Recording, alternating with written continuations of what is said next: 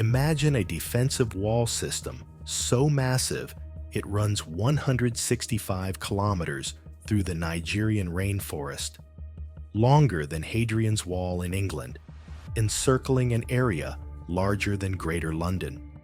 Built by excavating 3.5 million cubic meters of earth, using nothing but spades and baskets, carried by an entire civilization working as one.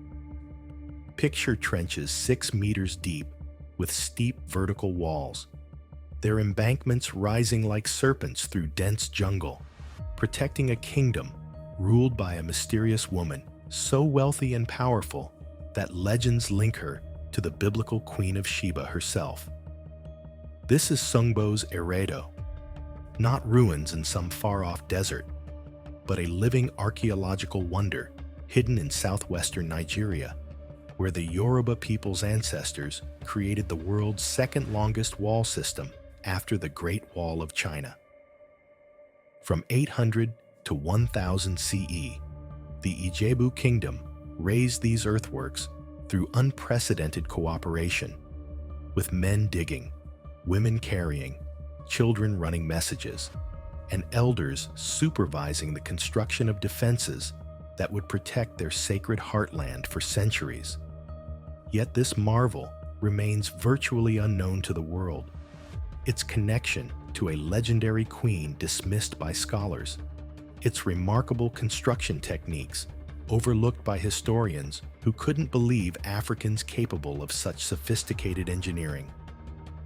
Who was Bilikisu Sungbo, this childless widow whose wealth and power echo the biblical Queen of Sheba? How did the Ijebu people excavate millions of tons of earth without mechanical tools? And why does a tomb in the sacred grove of Oke-Eri still attract pilgrims who believe they're paying respects to the Queen of Sheba herself? I'm the ancientologist, and I spend my time uncovering the parts of history they don't teach in school. Today, we're diving into Nigeria's most incredible defensive structure, one that ancient legends attribute to a queen whose identity has sparked debates about African connections to the most famous biblical stories.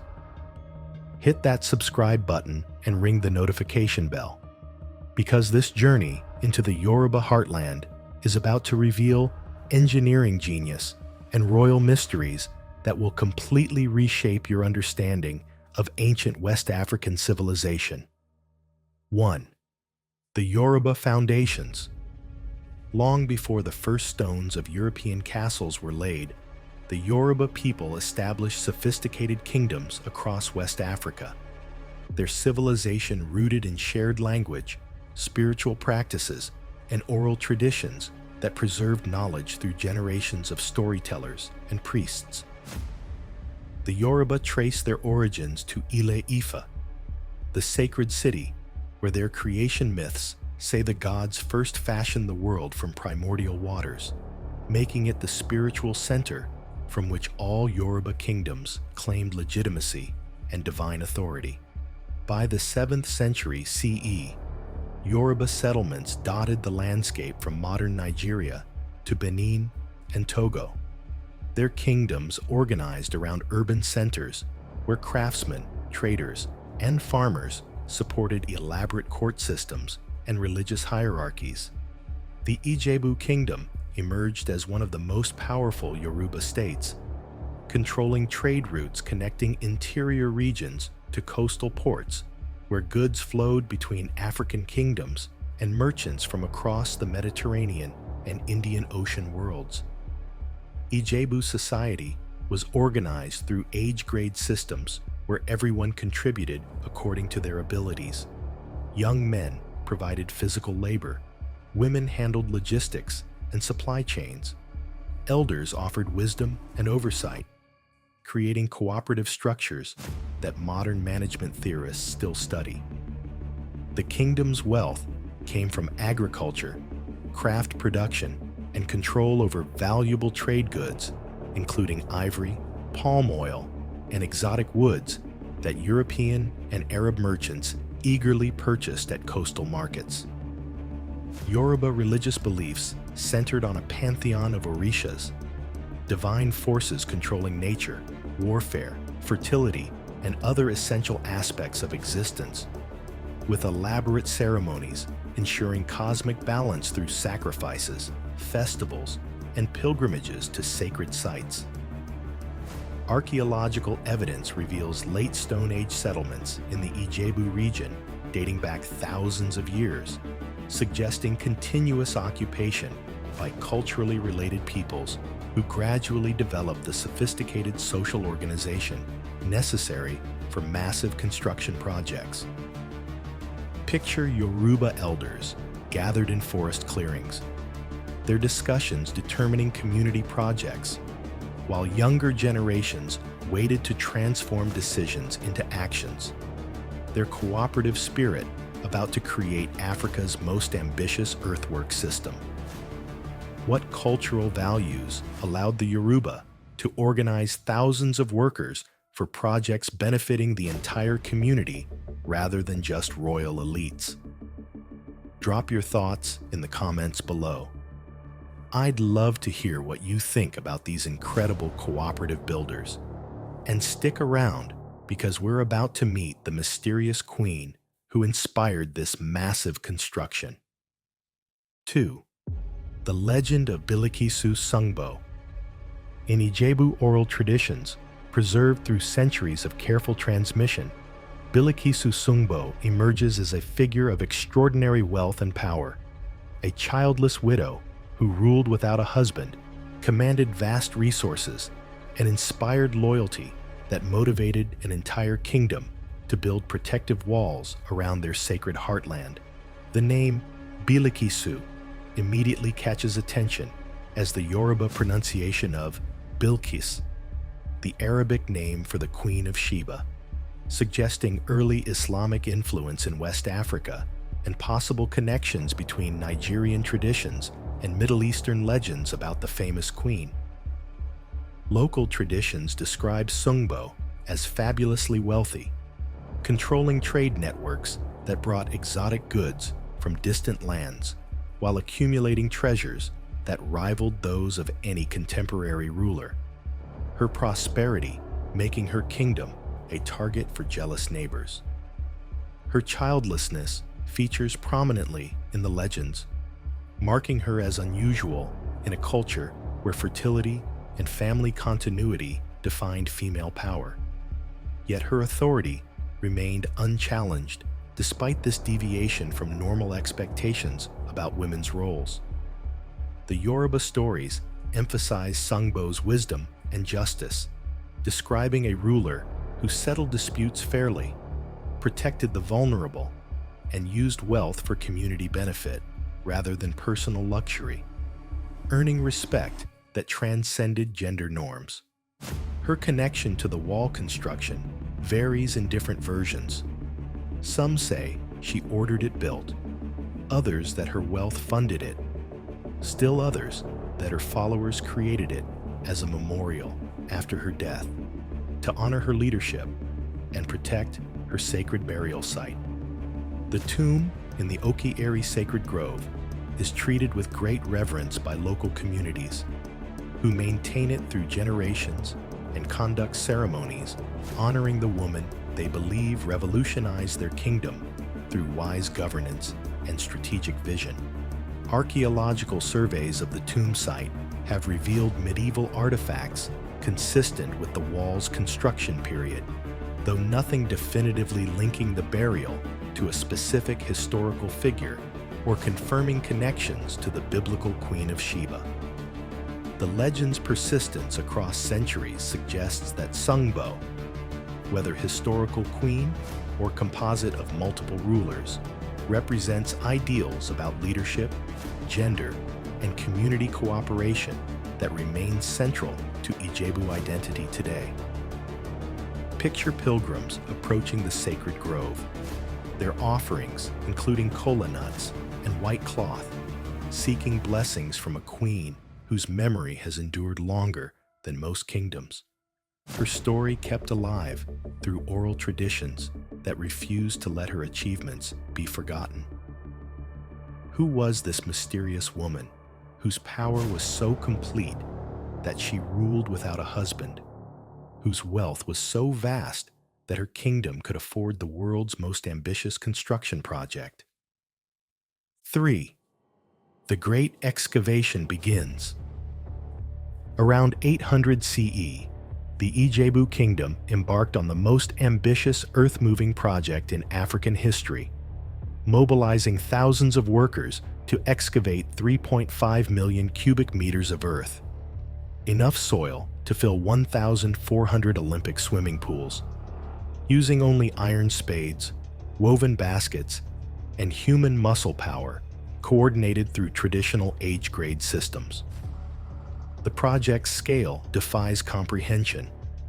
Workers dug trenches 165 kilometers long, 103 miles, with vertical walls ranging from 3 to 6 meters deep, their excavations creating ramparts that would eventually protect an area larger than metropolitan London from potential invasions.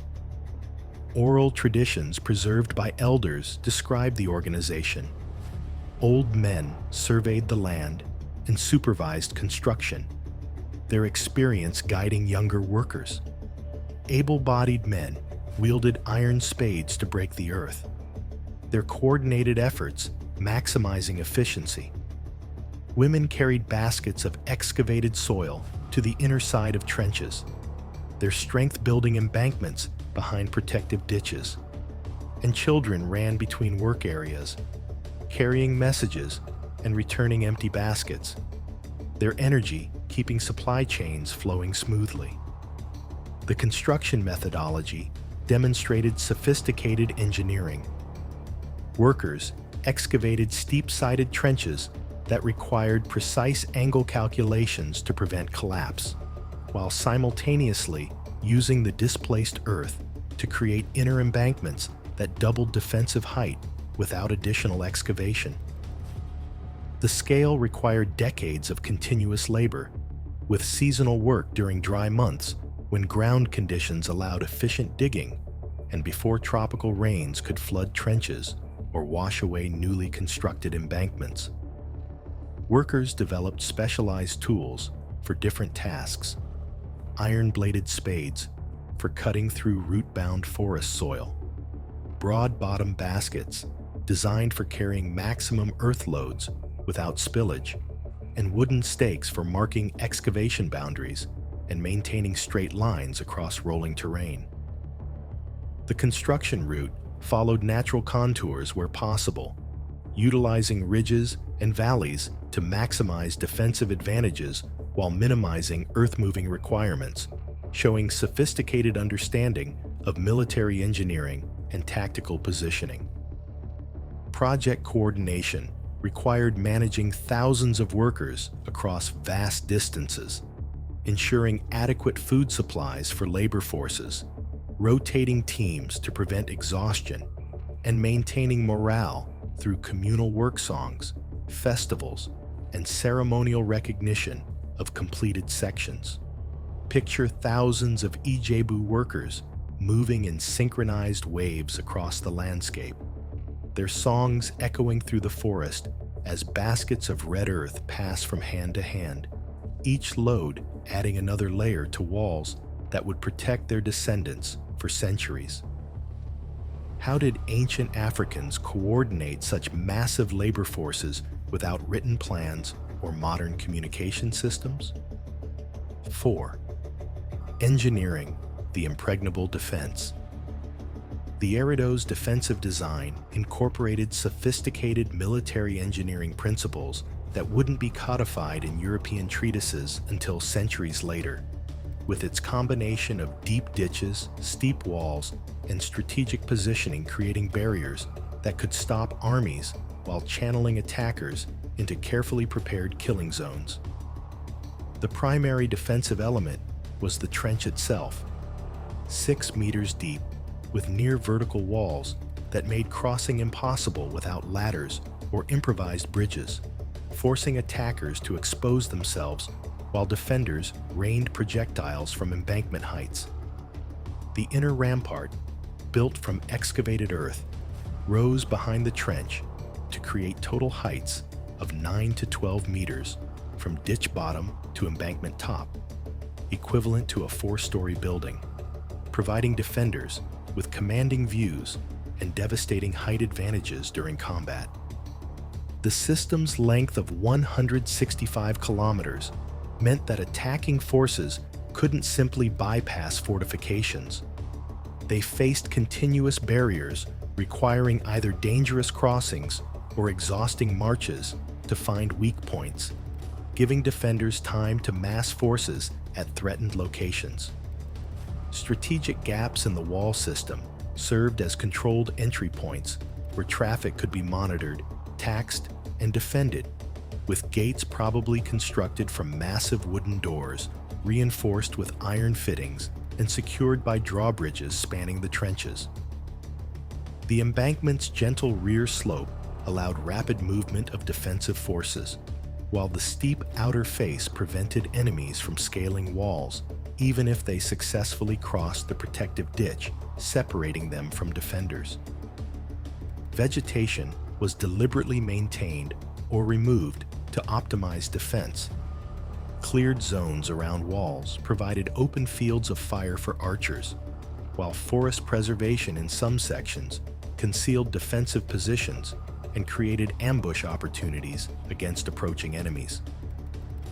The wall system integrated with natural features like rivers, swamps, and steep hillsides to create continuous defensive barriers that exploited every geographical advantage while minimizing construction requirements.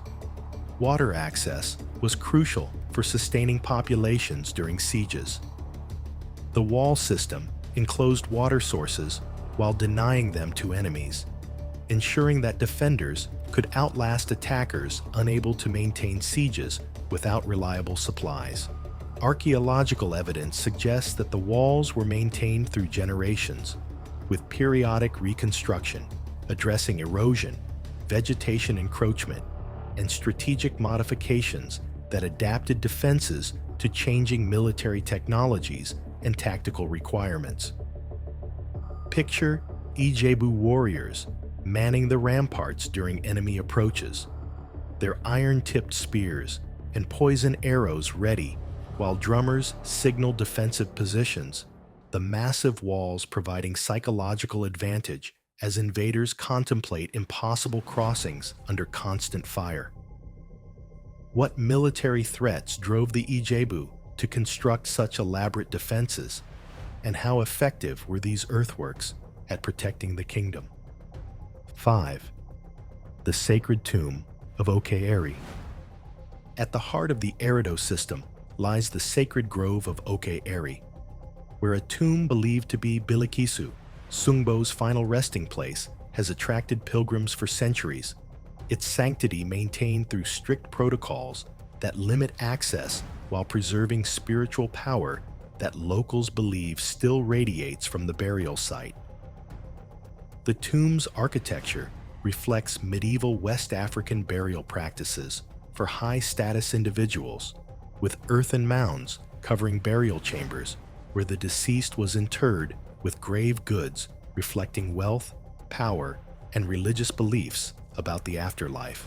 Local communities maintain the grove through hereditary custodians who regulate access, conduct ceremonies, and preserve oral traditions explaining the tomb's significance. Their knowledge passed through generations despite colonial disruptions and religious conversions that transformed broader society. The sacred grove contains more than just the tomb. Surrounding vegetation includes medicinal plants, ritually significant trees, and environmental features that traditional healers use for ceremonies connecting physical and spiritual worlds, making the entire area a repository of ecological and cultural knowledge. Archaeological surveys have revealed medieval artifacts around the tomb, including pottery shards, iron implements, and glass beads, suggesting trade connections with North Africa and the Mediterranean. though nothing definitively identifies the burial or confirms traditional attributions to the Queen of Sheba. The tomb's association with Sungbo Sheba creates fascinating possibilities.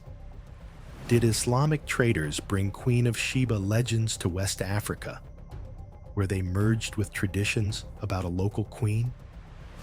Did historical connections between African kingdoms and Middle Eastern powers create genuine links between biblical accounts and West African rulers? Or does the identification simply reflect universal patterns where legendary queens become associated with impressive archaeological remains? The grove serves as community pilgrimage site where people seek spiritual guidance, healing, and connection to ancestral power. Their offerings, including kola nuts, white cloth, and animal sacrifices conducted according to protocols that blend traditional Yoruba practices with Islamic influences.